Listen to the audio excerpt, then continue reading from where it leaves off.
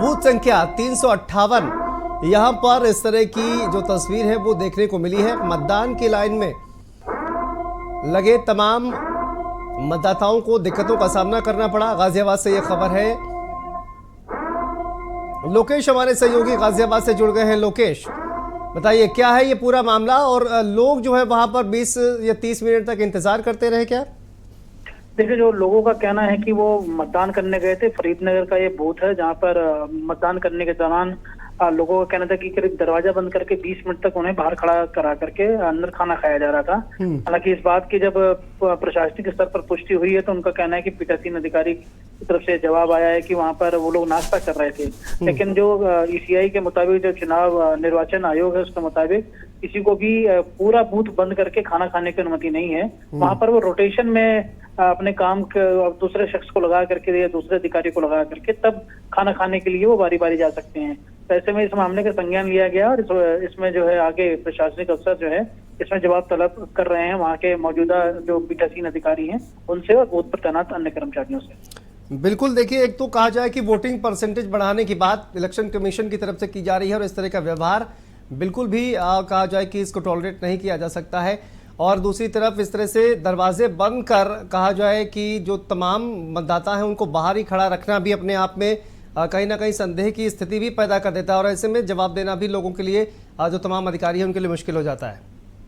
देखिए, बिल्कुल, जो वोटिंग परसेंटेज है इसको लेकर जब से चुनाव घोषित हुआ है और अब तक यानी कि कुल 43 दिन हो चुके हैं और लगातार जो प्रशासनिक अफसर हैं चुनाव आयोग की गाइडलाइन के मुताबिक वोटिंग परसेंटेज बढ़ाने को लेकर कवायद जा रहा है। ऐसे में ये अधिकारी जो कि पूरी एक ट्रेनिंग करके आए हैं उनको बताया गया है कि आखिर किस तरीके से काम करना है ताकि वोटिंग परसेंटेज बढ़ सके। ऐसे में इनकी तरफ से जब ये लापरवाही की जाती है तो आप अंदाजा लगा सकते हैं कि वोटिंग परसेंटेज जो बढ़ाने को लेकर के इतने दिनों तक कवायद की गई है वो कहीं न कहीं मौके पर धराशायी हो जाती है या फिर पूरी नहीं हो पाती। तो ये एक बड़ी वजह है। हालांकि इस मामले में ये बात जरूर है कि जरूर नोटिस सर्व किया गया है, जवाब तलब किया गया है और इसमें आगे जो है जो भी निर्वाचन आयोग के मुताबिक कार्रवाई होगी वो किए जाने की बात कही गई है। ठीक है लोकेश, बहुत बहुत शुक्रिया आपका। नजर बना के रखिए। फिलहाल देखिए, ये गाजियाबाद से खबर सामने आ रही है जहां पर 20 मिनट के लिए मतदान रुक गया क्योंकि तमाम बूथ संख्या 358 पर स्थित जो कर्मचारी है वो एक साथ खाना खाने गए थे। चलिए, नोएडा से खबर सामने आ रही है जहां पर सूरजपुर में शहीद भगत सिंह स्कूल में वोटिंग का काम रुक गया है। करीब 20 मिनट तक वोटिंग की प्रक्रिया रुक गई। यहां पर वोटर्स को लंच करने की जानकारी देकर वोटिंग रोकी गई है। तो देखिए, कुछ इसी तरह की तस्वीर यहां ग्रेटर नोएडा में भी सामने आ रही है जहां पर वोटिंग की प्रक्रिया को 20 मिनट तक रोका गया है और लंच करने की बात यहां भी सामने आ रही है और इसी को लेकर 20 मिनट तक जो मतदान की प्रक्रिया है उसको रोका गया है। तो तमाम जो वोटर्स हैं वो जो बाहर इंतज़ार कर रहे हैं मतदाता वोट करने के लिए, उनको यहाँ पर इंतज़ार करना पड़ा है।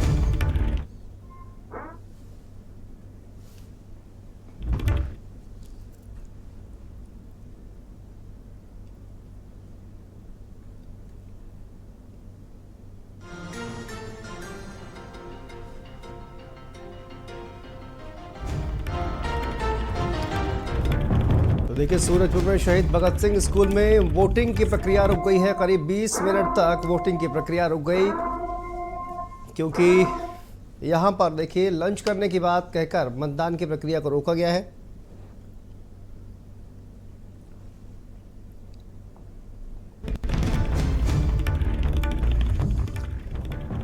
ग्रेटर नोएडा से खबर है। सूरजपुर में शहीद भगत सिंह स्कूल, यहां पर मतदान स्थल और यहीं पर वोटिंग की जो प्रक्रिया है उसको 20 मिनट तक रोका गया है। वोटर्स को लंच करने की जानकारी देकर वोटिंग की प्रक्रिया रोकी गई है और 20 मिनट तक गर्मी में लाइन में लगे रहे तमाम वोटर्स। अधिकारियों ने मामले का संज्ञान लेकर वोटिंग की प्रक्रिया को शुरू कराया है। दानिश हमारे सहयोगी जुड़ गए हैं। दानिश, बताइए क्या जानकारी सामने आ रही है? 20 मिनट तक वोटिंग की प्रक्रिया रुकी रही, वजह क्या बताई जा रही है और अभी क्या स्थिति है? बिल्कुल, ये 20 से 25 मिनट की प्रक्रिया थी जहां पर इन्होंने वोटिंग रोकी थी। यहाँ पर बूथ पर वोटिंग रुकी थी। यहाँ पर बताया गया, जो यहाँ पर वोटर आए उन्होंने जब लाइन लगाई तो उनको बताया गया कि अभी जो अंदर लोग हैं वो लंच कर रहे हैं, लिहाजा अभी वोट नहीं पड़ सकता।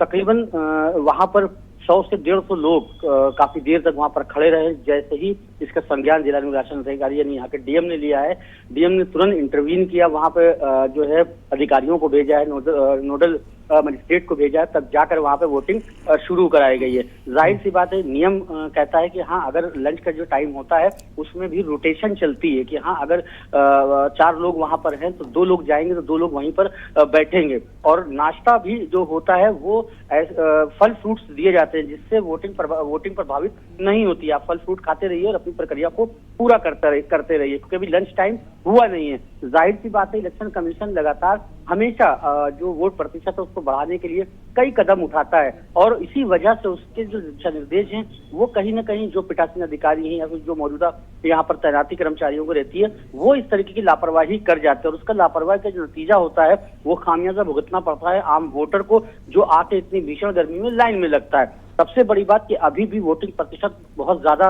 नहीं हुआ है। सबसे ज्यादा जो वोटिंग प्रतिशत हुआ है वो हो रहा है ग्रामीण क्षेत्र में, सिकंदराबाद, खुर्जा, जेवर, गणकौर इलाके में।